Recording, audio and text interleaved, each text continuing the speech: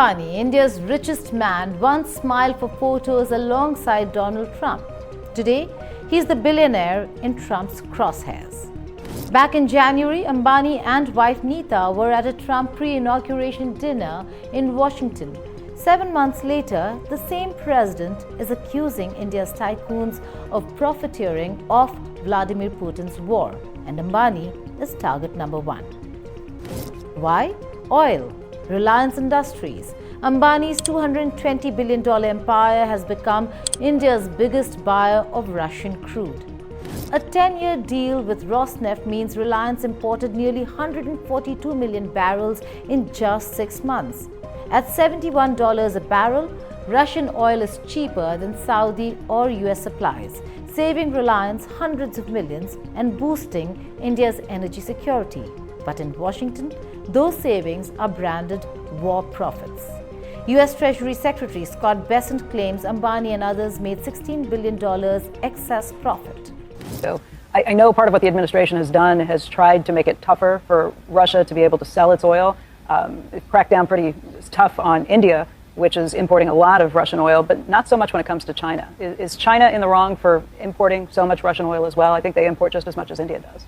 Oh, well, let's go back and look at the history, though, Becky. And China importing it is suboptimal. But if you go back and look pre-22, pre-invasion, 13% of China's oil was already coming from Russia.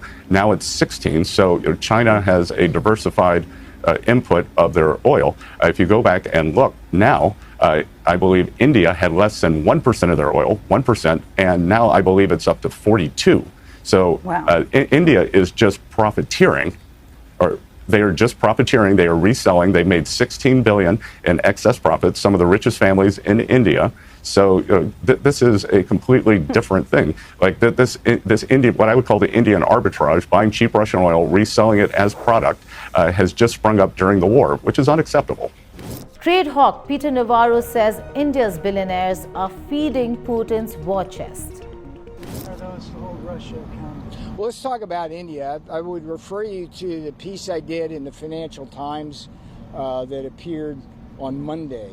And the Indian situation is very interesting. A lot of people don't know this, but prior to Russia's invasion of Ukraine in February of 22, India bought virtually no Russian oil. Let me say it again. Prior to the invasion of Ukraine in February 2022, India bought virtually no Russian oil. I mean, it was like 1% of their needs.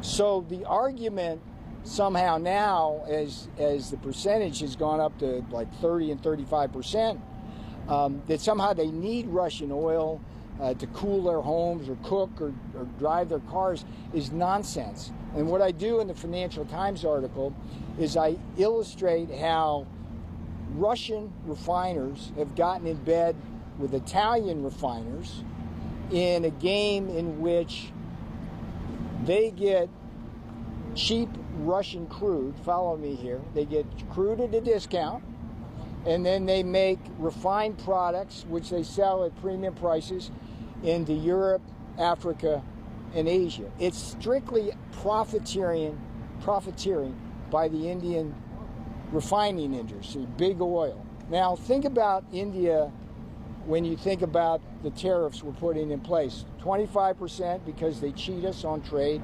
25% because of the Russian oil. I ask you this, what is the net impact on the Americans because of our trade with India? Well, let's think about it.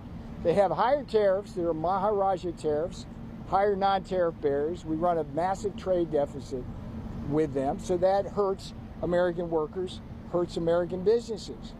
Then they use the money that they get from us when they sell us stuff to buy Russian oil, which then is processed by refiners, and they make a bunch of money there. But then the Russians use the money to build more arms and kill Ukrainians, and so American taxpayers have to provide more aid, military style, to the Ukrainians. So that's insane. And President Trump sees that chessboard beautifully, and You guys need to write about that. That's what's going on there. And in many ways, the road to peace runs through New Delhi. And so that's the answer to that. Okay, who is next? Sir, Here. sticking with Here India, with EWTN, Owen Jensen. Trump, he's doubling tariffs on Indian goods to 50% and threatening secondary sanctions.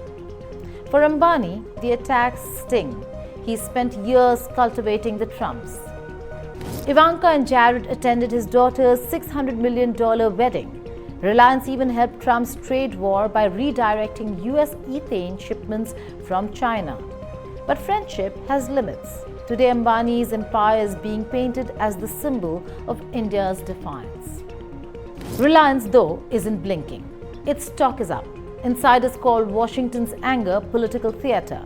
The company won't abandon Russian barrels, even if it hedges with West African or Middle Eastern crude. Moscow prioritizes Reliance, giving Ambani leverage no state refiner ever enjoyed before. But this fight is bigger than one billionaire. Trump's assault strikes at the heart of Modi's India, where tycoons like Ambani and Adani drive growth in energy, retail, and telecom. Undercut them, and Washington weakens Modi's economic model.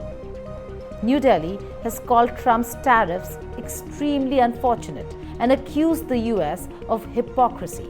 After all, China is the largest buyer of Russian oil, yet it faces no penalty. India is simply the easier target. The risk? If Trump goes nuclear with sanctions, Reliance could be locked out of US financial markets. That would be a body blow. But it would also expose Washington's double standards and push India closer to Moscow and maybe to Beijing as well. Mukesh Ambani once represented the cozy ties between Modi and Trump. Today, he stands as the face of their clash. And this time, not even the world's richest Indian can buy his way out.